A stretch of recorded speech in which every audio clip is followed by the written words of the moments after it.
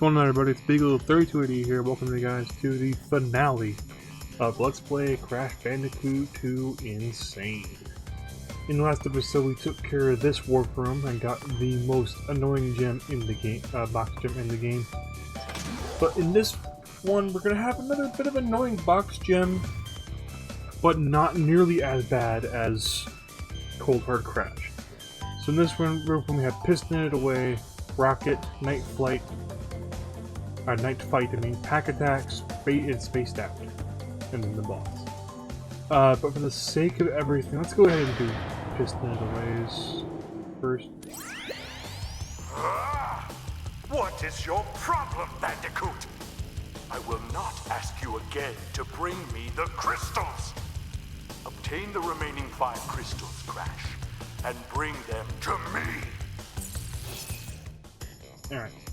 So, for Piston It Away, we're gonna have a little bit of trouble because my personal file, it took me a long while to get used to this one. Because there's a thing you have to do, there's a jump in a certain area, a certain part of the level that you have to do, and it just doesn't want to work then for some time. Anyways, Piston It Away is actually a pretty good level. It's not terribly hard. I mean, it is, but you guys get it. It's difficult, but not like the worst possible level in the game, because that's definitely still, in my personal opinion, Cold Hard Crash. We have these Octo Shock enemies, I think that they're called. I'll have it run up in post. But those guys can only be jumped on. These guys that are walking back and forth here can only be, you can only slide on their legs to get rid of them.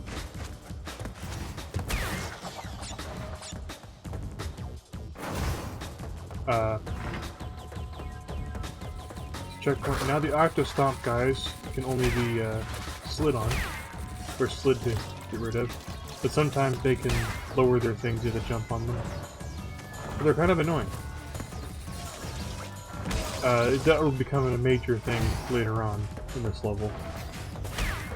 But the day this is being recorded is August 4th, so about 2 days before my big 27th birthday. I believe it's 27th. Can't remember my own damn birthday. Anyways,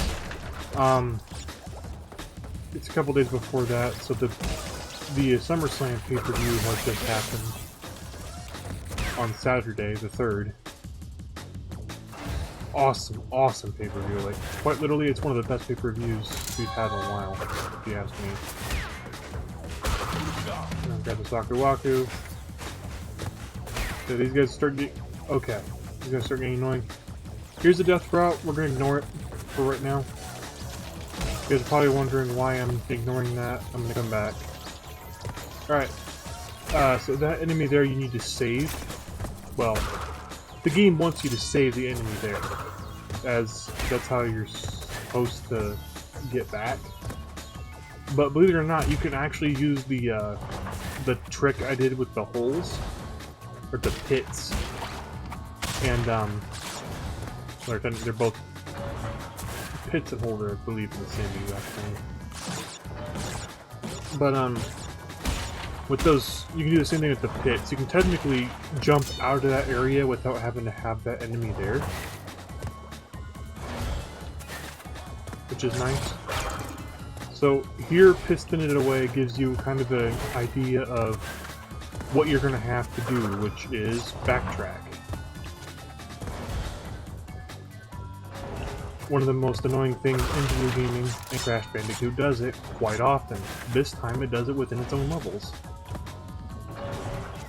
And even then, backtracking is not all that bad. Especially since Crash 2, or the Crash series, does kind of do it in a not so terrible way. Yeah, then I didn't get all the boxes in there because the rest of those are nitros. I had to remind myself there, I'm like, why the hell did I not get them all? I should have, but they're just nitros. I did the annoying backtrack thing there. Alright, so jump up out of here. I don't remember if we gotta go past this part here. I think we do. I'm gonna finish it anyway. Oopsie. That doesn't matter. Or at least it shouldn't. Okay, so yeah, we did have to finish this because this box right there is the last box we need to grab. Because if you go all the way the rest of the way there, there's no nitro detonator. So you're probably wondering, how are we supposed to build up these nitros if we don't have a detonator? Well, you gotta do the, most logical thing, which is backtrack all the way to the death route. Be careful of those pads there, because if you touch them, they do fire off a laser, which will give you a shrinking death animation. But yeah, if you slide and spin and jump at the exact same time, you can actually skip having to have that enemy there. So here we are in the death route. This is going to take me a couple of tries, I can feel, because of the fact that there is a jump in this area that does not want to work 99% of the time. And I know this because I did it on my personal file.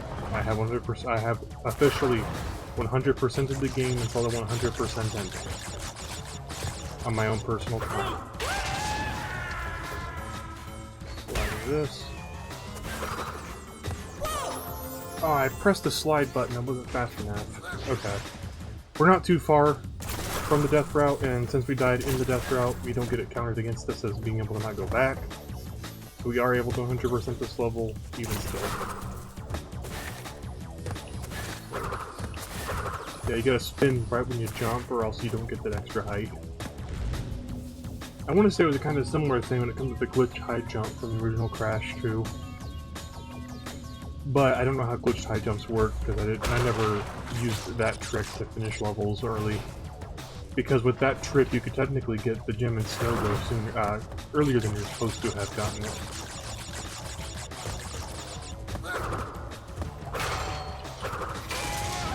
So be careful, because if you are too close to that lab assistant when that nitro does go off, you will die. Or you will take damage if you have Aku Aku. It's happened to me. It's annoying.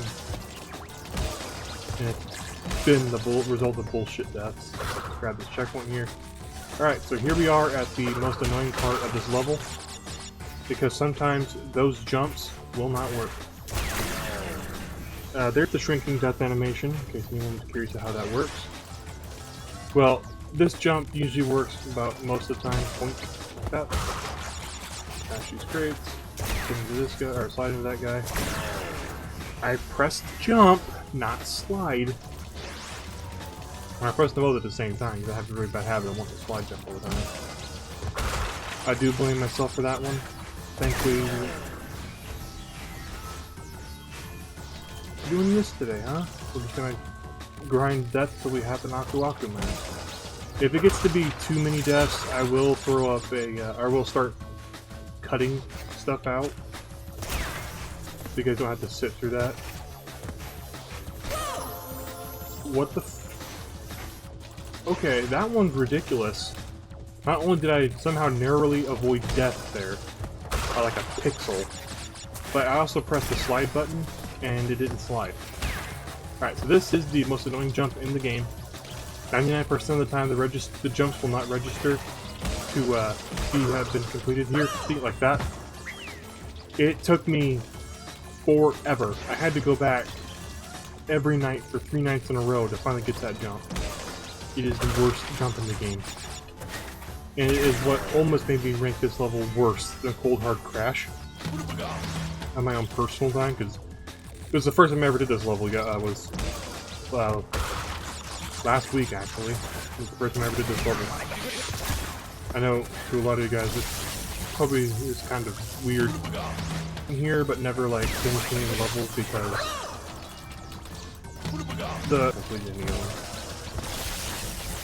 Oh, are you kidding me? See, this is a most ridiculous jump in the game, in the area. But if it gets to be too much, I'll start cutting deaths. I'll start cutting out. if there was a mod that kind of just made Pokemon games where the earlier gens follow the same rules of physical and special that the main game gens, that the current gen do now, I would definitely install that mod. There we go. Oh! I narrowly avoided death there. Hit this nitro detonator and get the fuck out of here. Usually I don't like using my adult language, but this level really brings it out in me. Oh man. Only 12 minutes versus 3 fucking days. Wow. Well, 3 days, and each of them were about maybe 2 hours each. But I finally did it. Look at that gem, and then here comes the bonus from the death ray.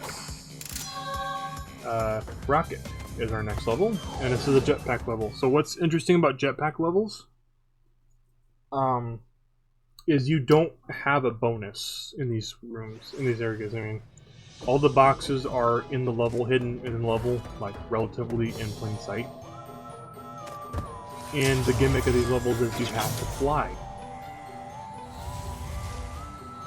So if you press A, you can go forward. You press B, you can go backwards. You use the control stick to move up and down if you have it as non-inverted. It'll be up to go up and down to go down, and then if you have them inverted, it'll be down to go up and up to go down. I usually play with non-inverted because when I press up, I expect to go up, not down. That's just my personal preference. I'm not judging anybody on their personal belief of how they should play with jetpack controls. You do whatever you want to do. Don't let me be the deciding factor of how you're supposed to play the game. Especially since I'm awful at this game. I know a lot of you probably thinking, oh, you're so awful, you're 100% in the game, right? Well, that's not really much of an accomplishment considering a lot of people 100% in this game before. I just happen to remember how to do it because I've seen the speedruns in this game so much. It's odd to think of a 100% route for a speedrun, considering I don't even play the speedrun tricks. But, yeah, because in all actuality, the way that you're supposed to do that area in piston it away in the death route, or to go backtrack to the death route, technically in Crash 2 you could do that without having to have that octopus thing there, because there's a way you can get out of bounds. I think it's the wiki said you can get out of bounds and go back in to the area and do it, or go back, whatever. But in Insane Trilogy it's patched to not be able to do that. But what I did, I wouldn't really count as anything like an exploit or a glitch, whatever, but that's just something I learned how to do by just screwing around. It's about like 90% of the reason I know a lot of, especially like in 99, it's like 99% of the reason why I especially know a lot of the programs that I use is because I screw around with them for like a couple of hours, and after I eventually learn a trick or two of how to do something, I just apply that later. Or if I absolutely really feel invested in it and want to learn how to do it for real, I just start looking at guides as well after I've done enough screwing around and not found out what I have to do a certain action. But a good majority of this Let's Play I've found out through my personal file and playing myself, which I do feel very proud of being able to do that. I feel pretty proud I was able to get 100% because I've never done that before. So there should only be 14 nitro. Boom. Yep. And we actually did rocket first try. It took me a couple of tries to do rocket on my personal file. It's the jetpack controls I don't like. I don't like the jetpack at all. It just feels so friggin' weird. So in case anyone's curious, I'm gonna do the final boss and then go get the last gem. And the reason why is because I want to show you guys the regular ending. I want to show you guys the original ending, and then show you guys the The 100% ending. Alright, so Night Fight. So in Night Fight here, we actually do have a, it's a remake. Not remake. It brings back that, the Firefly gimmick level. I thought there was only one level in the game that does that, which was totally Fly. But there is 2 levels in the game that do this. It's a very neat concept. But, Night Fight has a death route. You know what's funny about the death route? Much like a couple other death route exceptions, you don't have to finish it. Well, you don't have to finish it if you're not going for 100%. So what you do is you go into death route here. Play it up normally. Grab your Firefly.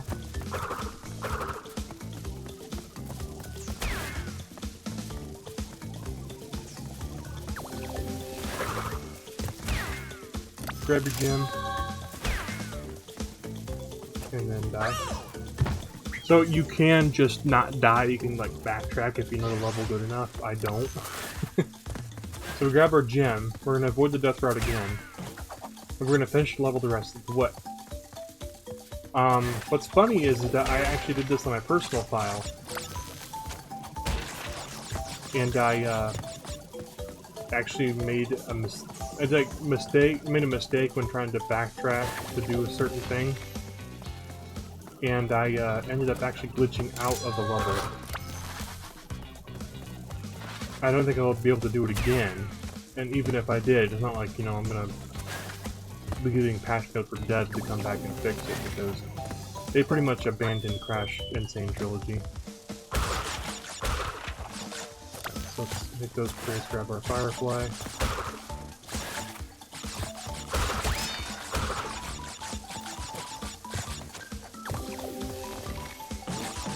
These crates here.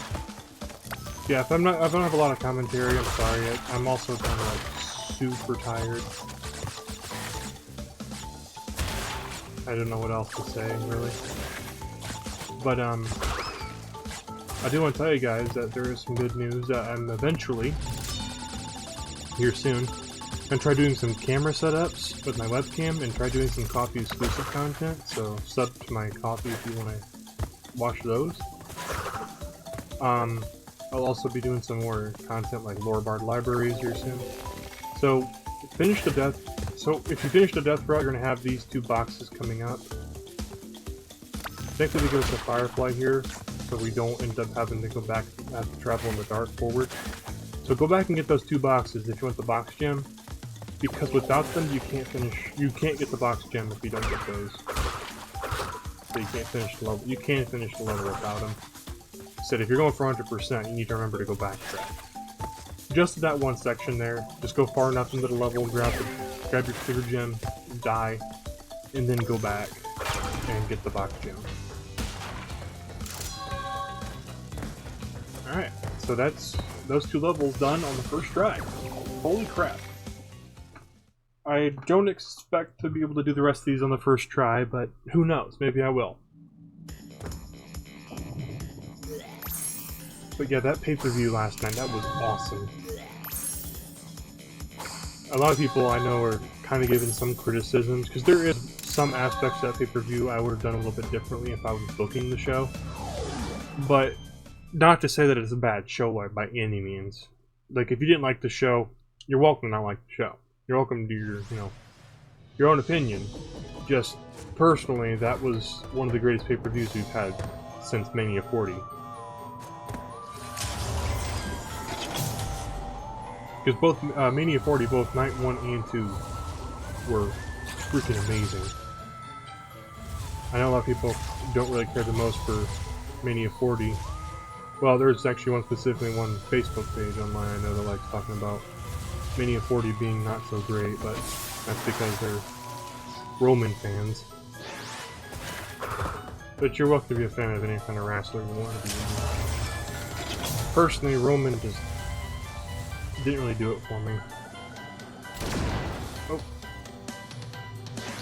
Like, no disrespect towards Roman Knight. He's honestly probably a really cool guy. Because, like, you know, I can hate the wrestler, are not like the wrestler, but the real life person I'll never be able to judge because I don't know them personally. But I do have mad respect for them.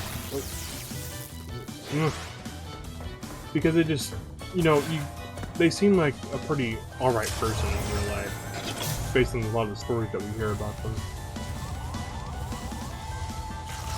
But, because there's also those kind of, you know, because when it comes to wrestlers in real life versus in character, there's a lot of like wrestlers that you just don't expect to ever, like, you know, seem like they are out of character. Because there are some out of character that are just kind of like indecent and rude.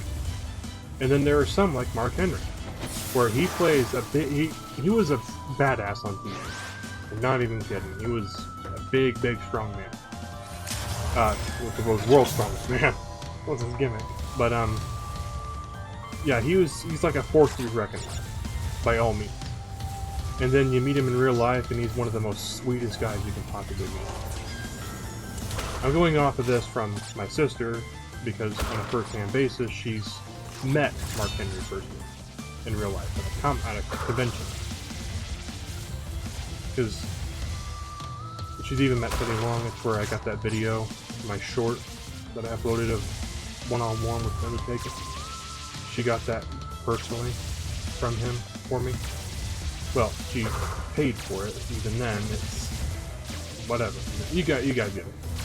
But it's just funny to me that Mark Henry goes from being this big brute on TV just to being like the biggest teddy bear in real life. Which is nothing wrong with that, because in all honesty, I'm 6'6.5", and people who would probably look at me would probably be very intimidated because of my height. But in all honesty, I'm like one of those softest people you can possibly like meet. As much as I don't like to like give you that impression that I am a teddy bear, I really am a teddy bear in IRL. I won't fight unless I absolutely have to. Like if it's a fight or flight situation, guess what? I don't got wings. But any other time, you know, if it's just whatever, I'm gonna be down to earth. I'm gonna give you the same energy you give me. Just that plain simple. Anyways, we have these cubes here. Gonna fly right through them. Oh man. Okay, this is where it starts to get kind of annoying, but not too hard. So, as an update on like everything else, if you guys watched the last episode, I mentioned at the end of it I was gonna go vomit. I ended up not puking, in case any of you were curious. Whoa. How did I do that? I ended up not puking, but that's just because I thought I felt it, but I didn't. I've also started personal runs of of Crash 3, which, if I do decide to do the Let's Play of, I'm not sure if I'll 100% it, because I still have to 100% it myself. Because it's kind of an annoying game to 100%. Because aside from having to get the gems in the getting the boxes, and the crystals, and the colored gems, and then the clear gems through the colored gem path and death routes, is they have the thing of the relics, which are in this game, are in Crash 2 Insane. Oops, I missed the box up here. Don't want to forget that. I'm gonna hit myself if I don't. But they are in Crash 2 Insane Remake, and in Crash 1's Insane Remake. However, I'm not going to be getting the relics in this game because of the fact they weren't in the main game, and just for the fact that relics, to me, are rather kind of needless padding to stretch the game out. But they are a requirement for the secret ending in Crash 3. So I'd have to literally learn all the paths and routes to get the gems in Crash 3. Or get the relics in Crash 3 if I want to like 100% it in a playthrough, personal playthrough, for YouTube. So I'm going to debate if I want to do that or not. I should have all the boxes, and if not, then oh well. Just kidding, I will go back and get them if I didn't have any, but I did not have any. Thank goodness. Get the hell out of here. This warp room is actually flying by a lot easier than the last one was, but then again, I also ended up missing 2 boxes, and then 1 box, and then going back to the final box, you know, coming through. Because I'm stupid like that. And then I just do Spaced Out. So, Spaced Out has a thing for all the colored gems you have, if you get all the colored gems in the game, which we have all the colored gems. But like I said, we're not going to be doing that until after I beat the final boss, because I want to get the ending that you guys would get if you just played casually. Oopsie. Thankfully, it doesn't matter if you spin those boxes or not. But I want to get the ending if you play the game casually, and then get the 100% ending after, because I did that on my personal file. And they are a bit different. They are different from each other.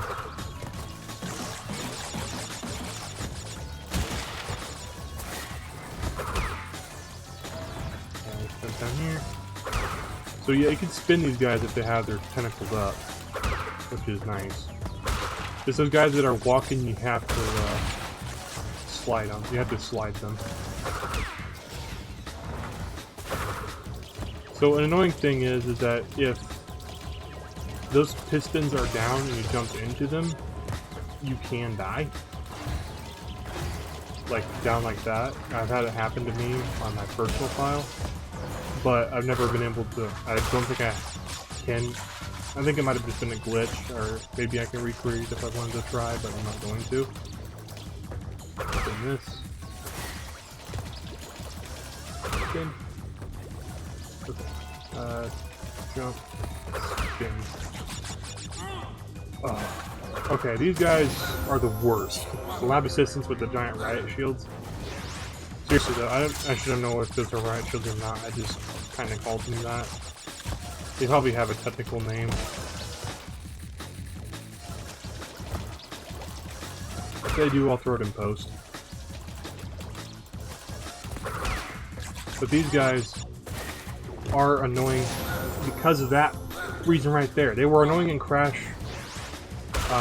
Wrath of Cortex are annoying here. I don't remember those guys being in this version, or in this game, I mean. But on top of that, like I said before, I never really got very far into these final warp rooms when I played these back when I was younger, because I didn't have a memory card to save.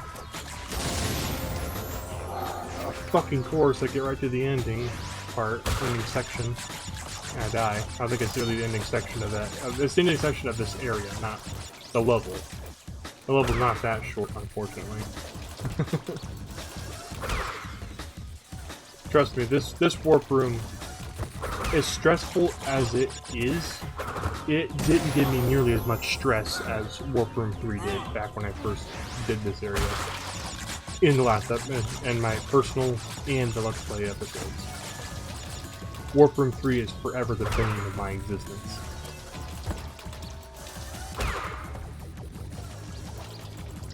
Avoid these again. Spin. Screw you. Put him into that. Thank gosh. Are you kidding me? I am fucking clearing that jump. I know I am. You don't need to slide jump to get over those fucking nitros. But apparently you do. I'm about to start cutting out deaths here too. I might just keep it all in as the final episode. Screw it. I will be making some edits though, like I said, throwing in some stuff in post. Like these guys. I'm pretty sure they're probably just called something like Shocktopus. I won't know until after. That's just my personal theory there. Go ahead. Ooh, finally grab that spot. And there's a checkpoint here. Yeah, I kind of saw that one coming. Take one mile poop. Run! I grab Baku and do the bonus, but I don't think we're going to need it in the bonus. At least I don't remember having to have them.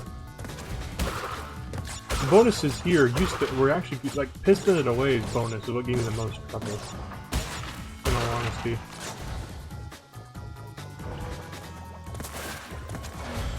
This one not so much. So go to the top. Body slam.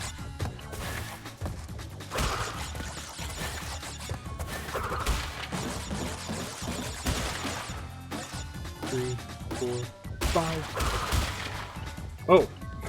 I wasn't trying to do that, but I'm gonna take it because if I would have done the natural bouncing thing, I for sure would have died. But it doesn't matter because there's no death route in this level. There's no penalties for dying in this level at all, aside like what would have been the death route. But even then, there's no death route in this level. I just put a lost Aku, which I wanted to try to save, and I ended up losing him there. For you. I should have seen that coming. That one's on me. I slide and jump because that would have been annoying. That should. Okay, yeah, that is the nitro detonator. That should be all the nitro's gone. Well, it is guaranteed all the nitro's gone. That's detonator before. Screw you.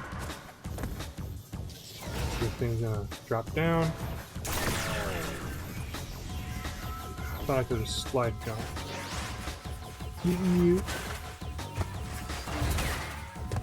We're gonna do that slide jump over that one. Are you kidding? That I did it before and it didn't even do that. And it's not tiny before too. Seriously, screw this warp room, dude. Jump on the platform here again. Right across. Spin. Goodbye.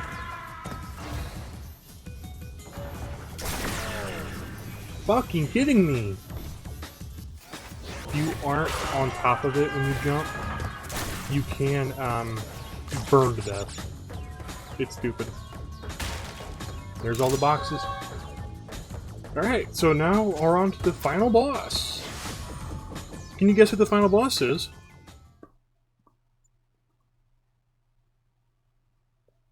I'll give you a hint. He was the final boss in the previous game. And he's going to be the same final boss in the next game. Of Crash. Not in the next level.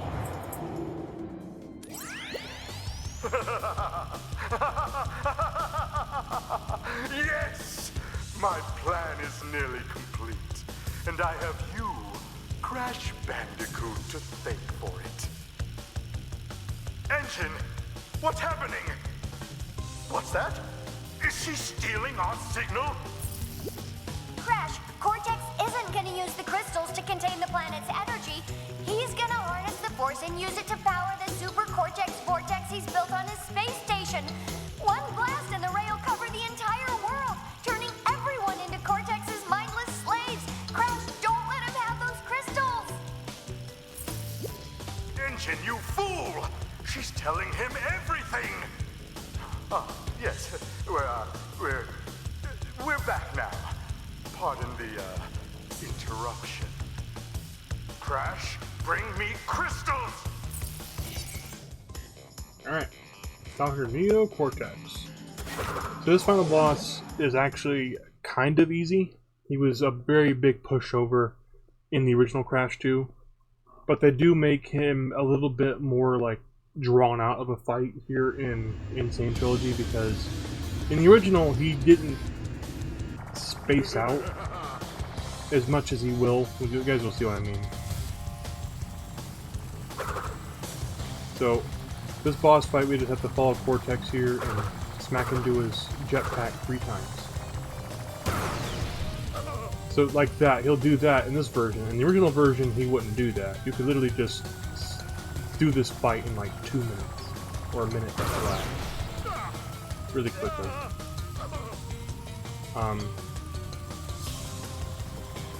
But in this one, we do have to follow him just a little bit more. Smack into Vortex here. I did this in the first try. It took me a couple of tries to do it in my personal file. At least it took me a couple of minutes in my personal file. We unlocked the speed shoes.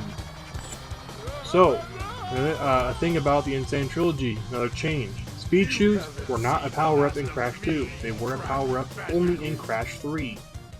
And they got brought back in Wrath of Cortex if you beat that game. But, the speed shoes, if you hold them down when you're in a level, you can run faster. This is a mechanic that's required for completion of the time trial relic. And what about the Cortex Vortex? It's still up there.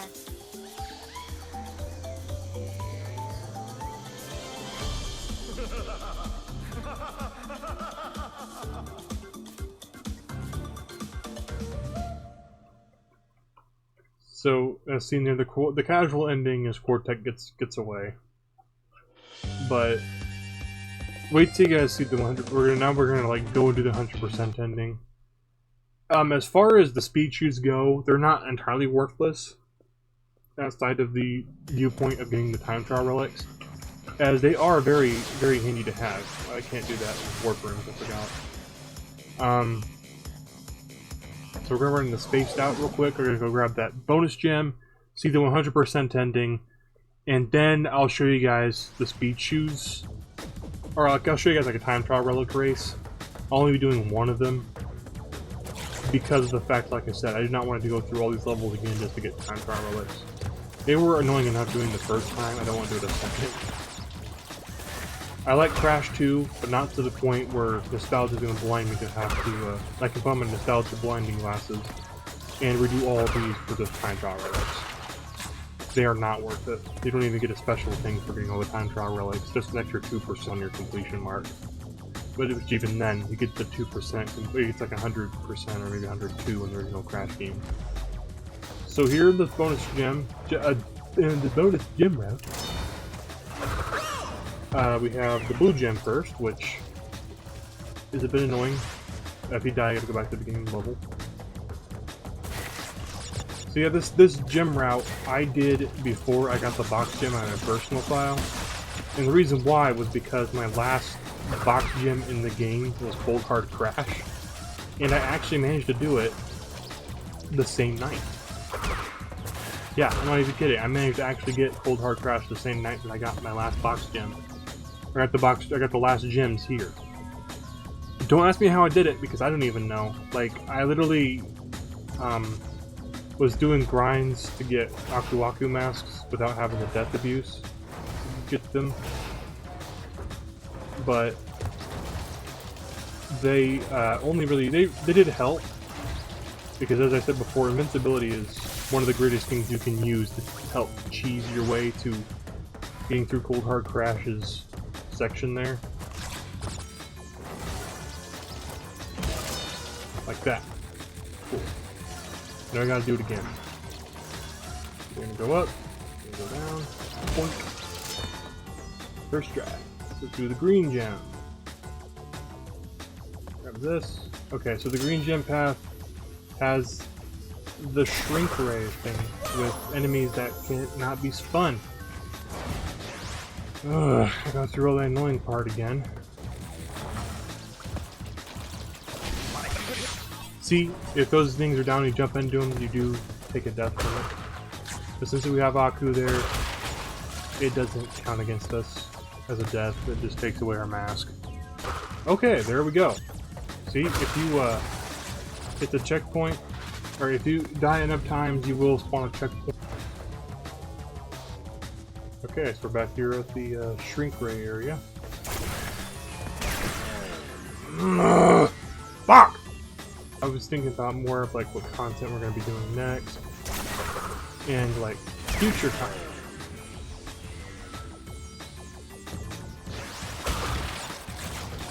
I've got some stuff to do. Part of me would like to do the Brawl Subspace Emissary, because for those who never played Smash Brawl, you guys are missing out on one of the coolest things that thing about going to do is doing with Subspace Emissary. So for those of you who never played, fucking tired of this level already. that fucking section in particular is what's really pissing me off. For those who've never played Subspace Emissary, it's pretty much what Sakurai's, or the, I want to say Sakurai, did Brawl. I'm not sure if he did Brawl or not. I know he did Ultimate. But it was like Smash Bros. Thing on a story mode.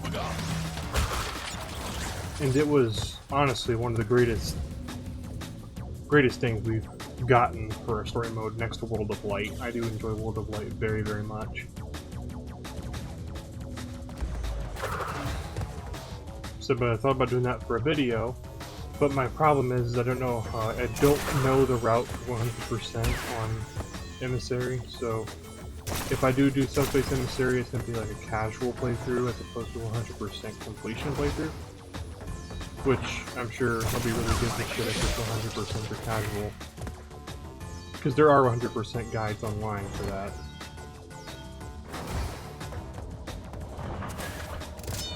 Okay.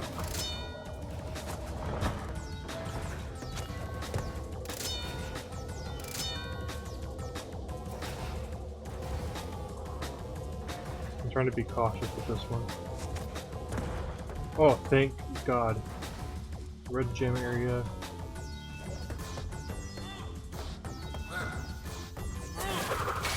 So I don't know if you know this or not, we can jump on those guys, on top of those guys' shields. It's a lot easier than dealing with them in the front. Purple gem, and that's the end of the route. Oh, thank the freaking God that we did this. So yeah, there's a lot of cutting out I'll be doing here. I'll probably cut out most of those beginning deaths and just like chop in a thing that just says, you know, I had a bunch of deaths here. I don't want you guys to have to sit through me cutting all that out, blah blah blah.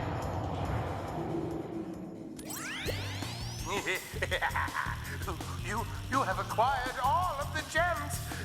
Incredible! The crystals are not the only means of harnessing planetary energy. The gems have that ability as well.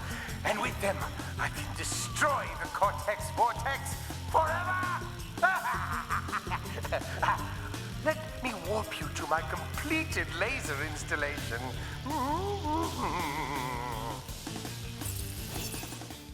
Alright, so there we go, we talked to Embryo.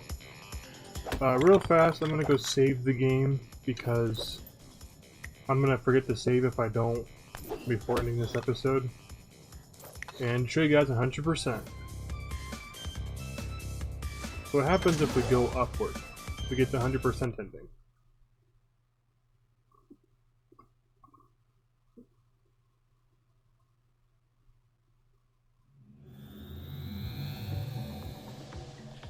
We are ready, Crash. Would you like to do the honors?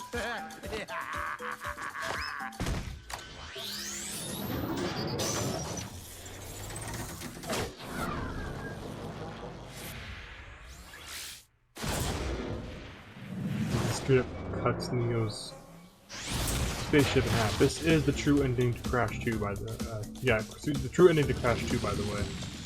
Because in Crash 3 it picks up where that falls into the earth and awakens Uka Uka. But, like I said, I'm going to be saving a lot of that kind of stuff for if we do any more Crash games. One time trial relic. I'll be at Turtle World. So as the game said, if you hold right trigger, because I'm playing on I'm playing with an Xbox controller, which would probably be like, I think it's R2 on a PS4 controller and so forth. But see this little clock right here? That's it. There's a timer at the bottom. Now let's. Oopsie. Yeah, that's what's nice about time trial relics too, is you have the ability to restart the level from the beginning. Like I said, I won't be going for these because they're not really worth my time to do it. But the dash is one of the best features to be added to Crash 2 because this game is actually a little bit slow at times. So having the ability to just dash is nice. We're gonna there's probably a lot of like crates in there that we're just skipping. I don't know, I never done this level on time for our relative before. It's the first time for everything.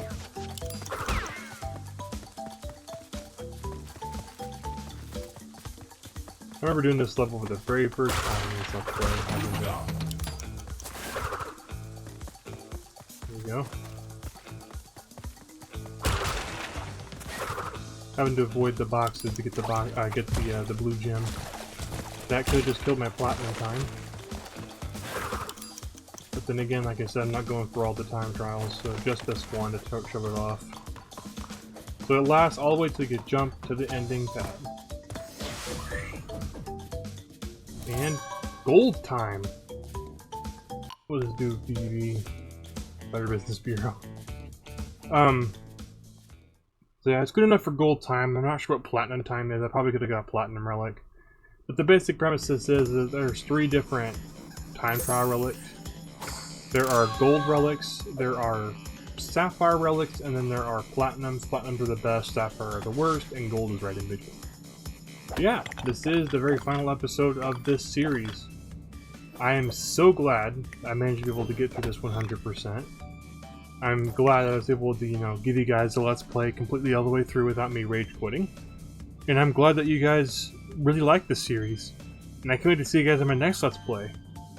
Which I will not spoil what that is. See you guys then.